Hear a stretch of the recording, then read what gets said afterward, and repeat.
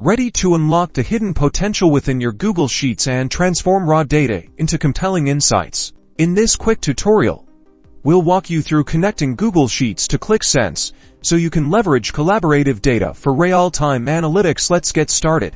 First, open Qlik Sense and click on the Add Data button, usually found in the hub or within an existing app. This opens up the data selection window. Next, scroll through the available data sources until you find Google Sheets. Click on it to initiate the connection process. You'll then be prompted to authorize Qlik Sense's access to your Google account. Choose the account that contains the Google Sheets you want to connect. Now, browse through your Google Sheets and select the specific spreadsheet you want to import into Qlik Sense. If your spreadsheet has multiple sheets, select the specific sheet you want to analyze. You might also have options to select a range. Just make sure the right option is selected.